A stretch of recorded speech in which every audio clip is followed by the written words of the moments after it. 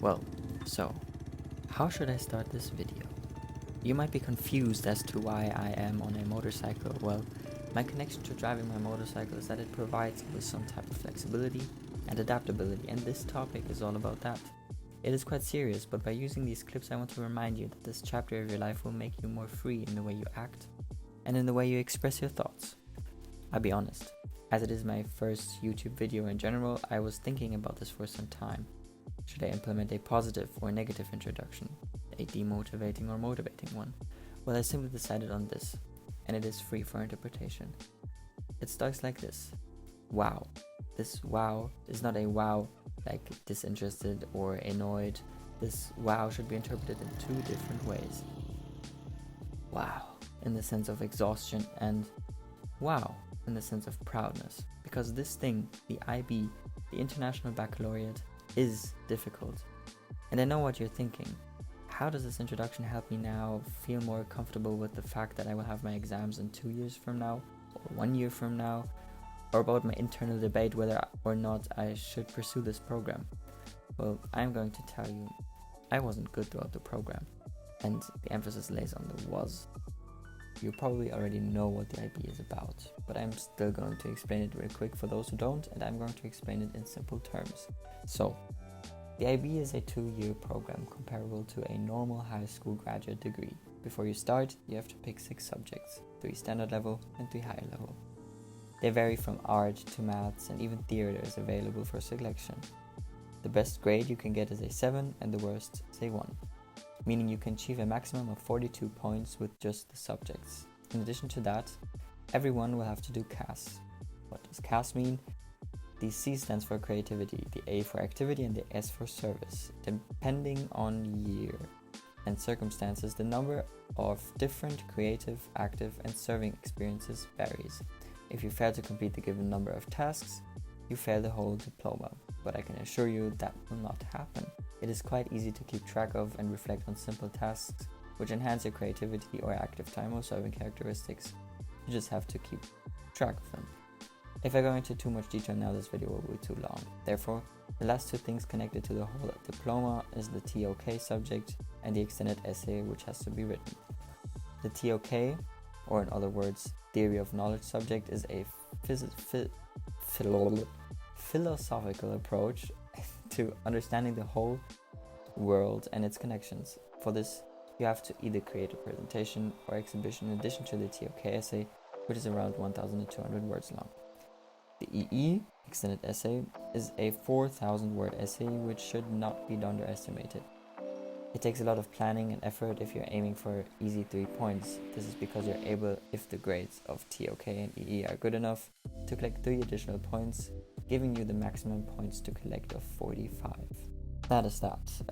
Unlike in many other videos you see about this topic, I will not talk about the usual stuff. I will be splitting this video into 3 parts.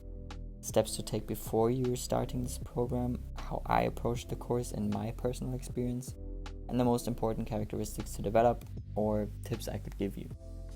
So, starting with the first point, I would recommend you to learn how to learn and take notes. It will be crucial to have a structured plan on how to create and store your notes and how to maintain and really absorb the thoughts and knowledge you gathered. The second point I thought about after completing the IB now is to talk to older people in your school. I know this might be intimidating at some point, but ask them for tips or help or their personal experiences which they already gathered. Thirdly, I would recommend you to watch more of videos like these. Each student which is starting or already did the IB is stating their opinions and ideas, which will help you form a better image of the program and create yourself a good foundation before getting into the program itself. The next type of approach might seem self-explanatory to many of you probably, however, there are some which might have needed this small input because I would have, due to my quite good notes in my IGCSE, which is another term which might sound familiar and is just a secondary school education completion certificate thing. Well, I overestimated my own capabilities and decided to take higher level maths and physics together. I also had higher level English, language and literature, standard level sports, exercise and health science, economics, and German.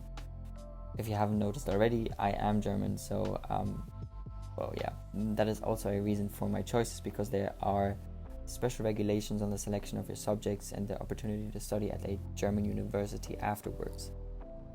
Anyways, as you can see, my first year of my IB program wasn't good. Fail here, barely made it there, and another fail there. Well, what did I do? What I should have done, and what I wanted to convey with these screenshots, is not to overestimate yourself. Yes, of course, it is not wrong to establish an ambitious goal and aim.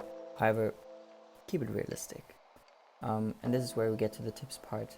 All of these tips that I will mention helped me personally to achieve this. 36 points out of 45. It is above average. It is not an exceptionally well done IB diploma certificate, but it is 36 points, and a year ago I would have never thought about achieving 36 points. To continue, the first and probably the most important tip I got for you is time management. Every one of us has a different time schedule, activities each day that we have to do, and some kind of activities which we don't have to, but will or want to. To kind of create a bit of credibility, I found a few studies of which one analyzed the stress levels and what effects it has on the students. The study is not there to frighten you. I use this to demonstrate the different difficulties that might occur and then try to give you tips on how to manage the heavy workload or the stress related to getting good grades or finishing the homework. In my opinion, due to the studies stating these stress-related issues, the number one thing to do is to create a plan for most of the days in which you state the simple times in which you decide to do your homework, and which homework specifically. Here is a quick and easy example of how to do it, or of how I did it then and still do it now. I open Notes on the Apple or whatever device you have, create a list of all activities and put a checkbox next to them. Done.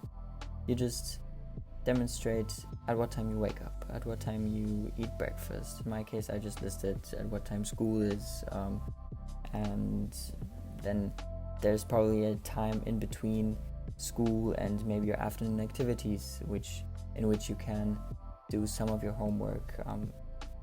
You should then elaborate on which homework you want to do, which homework you can do, how long it might take. You just have to get a feel for each of the subjects and what they demand from you. Now, the second tip goes hand in hand with the first one, as it will have to become disciplined. Those times are fixed in your schedule. You set them, and yes, anything can change rapidly during the day, and you might alter the hour in which you do your homework to a different time, but you will have to really sit down and complete it. If you really want a more specific video about how to plan your day and time management, please don't hesitate and just leave a quick comment in the comment section, as I'm happy to help. I might have different approaches compared to other YouTubers or tip givers, whatever. The next very simple thing, which however helped me a lot, is to print out maybe 1, 2, or even 3 images of things you want to achieve, things that motivate you.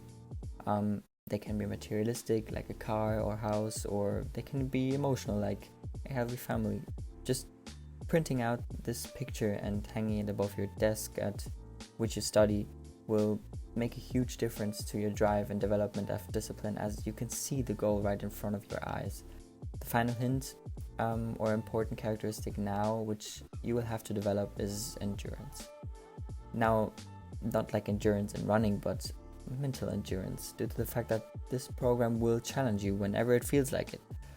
And this will be quite often, but I already told you I wasn't good my first year and was able to turn that whole thing around. And if I can, so can you. With those final words and my personal short story / experience, I hope I was able to create a slight pleasant anticipation for the challenge, maybe, and maybe motivate you a bit to start tackling these tasks to improve your productivity and, when the time comes, grades. If you have any recommendations on how to improve my videos or kind comments, please don't hesitate to subscribe and leave a comment. And if you think this video might help some of your friends, again, feel free and spread the link of it. Wishing you all the best.